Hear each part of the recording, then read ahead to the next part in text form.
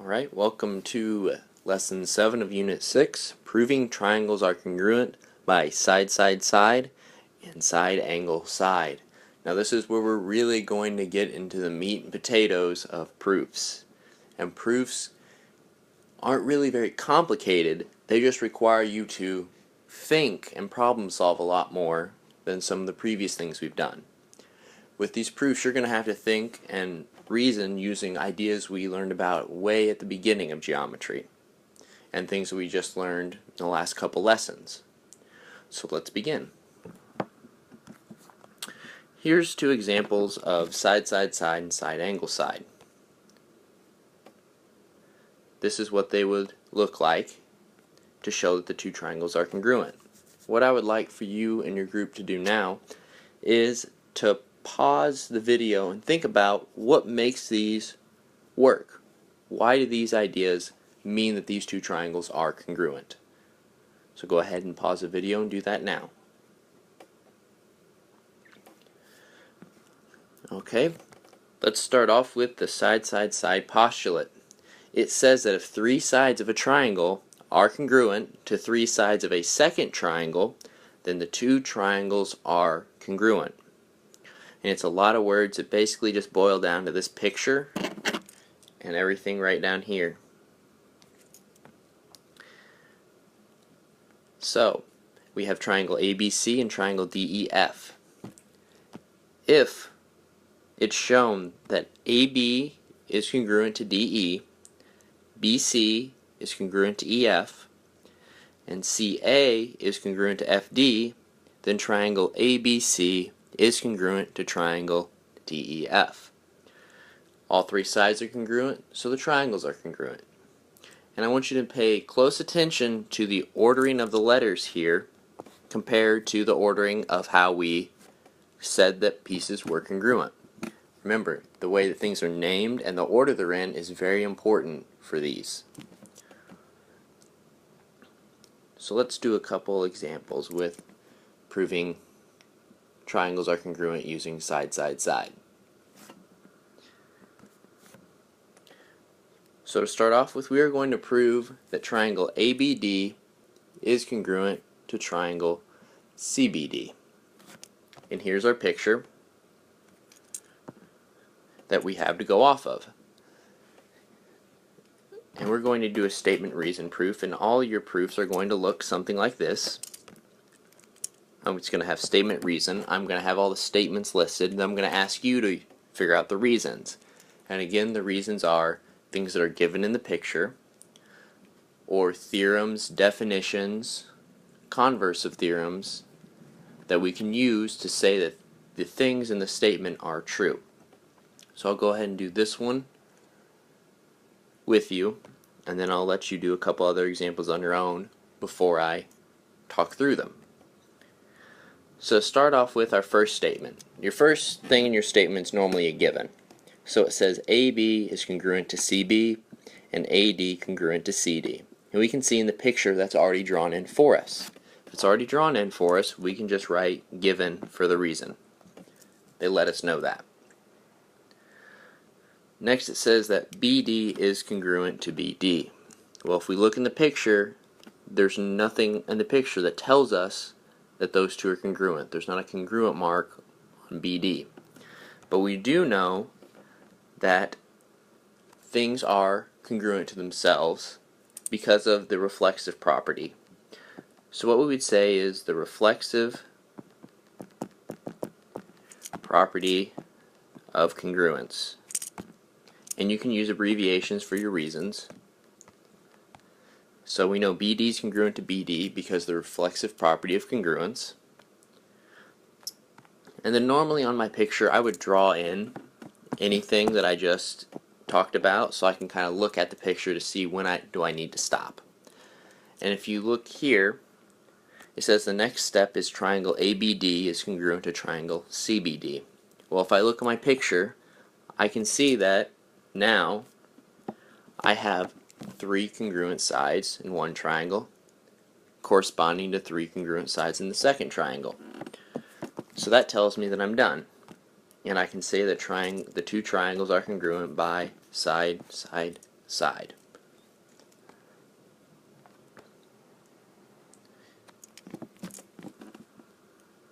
The next proof. You're going to prove that triangle ABC is congruent to triangle XBZ.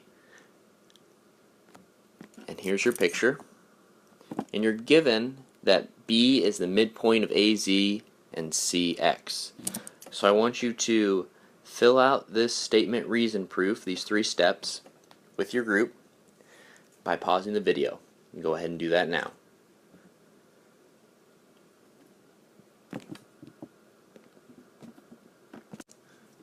Alright, so if we look, statement 1 is given. We're told all these things, so that's given. Statement 2 says that AB is congruent to ZB. It says that AB is congruent to ZB, so I'm going to put that on the picture. And it says that CB is congruent to XB. Okay, well why? We want to come up with the reason. Well, if we look at our given, it says that B is the midpoint of AZ and CX. And we know that if something's a midpoint, it cuts it in half, which means that they're equal, which means they're congruent. So 2 is just going to be definition of midpoint.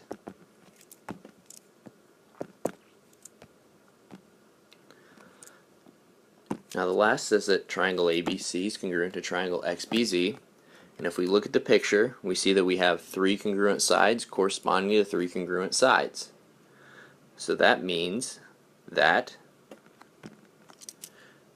they're congruent by side, side, side.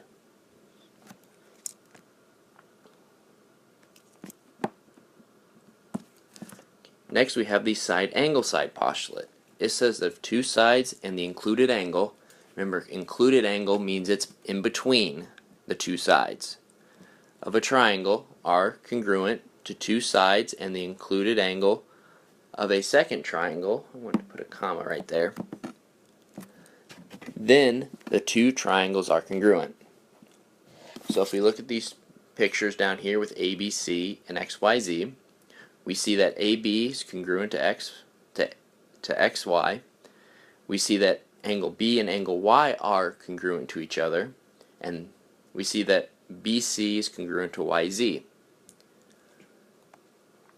If we see this happens, and we need to make sure that the angle that's congruent is included, and we see that it is, if this is true, then we can say that triangle ABC is congruent to triangle XYZ.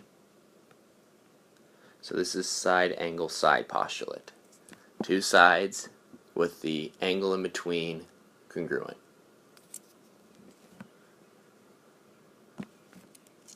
So here's an example using side angle side. We're going to prove triangle ABC is congruent to triangle ADC, and we are told that AC is a perpendicular bisector of BD. So I want you to pause the video and try to fill out all the reasons that makes this proof true. Go ahead and do that now.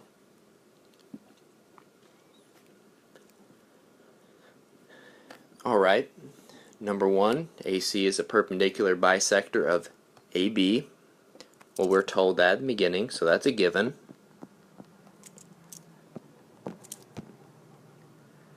Two, BC is congruent to DC. So it says that BC is congruent to DC. Well, this is where we're going to use what we were just given. We know that if something is a perpendicular bisector of a segment, then it cuts it into 2 equal parts. So this is going to be definition of our perpendicular bisector.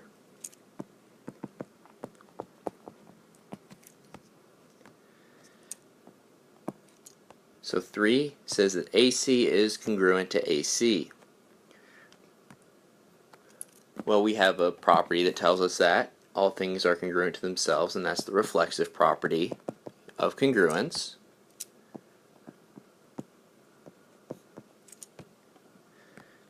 And we say that angle ACB is congruent to angle ACD. Well, what are those 2 angles? we see that angle ACB is a right angle, and we see that if that's a right angle, then ACD also has to be a right angle, and we know that all right angles are congruent. So we're just going to say all right angles are congruent. And let me go ahead and mark on this picture that AC is congruent to AC.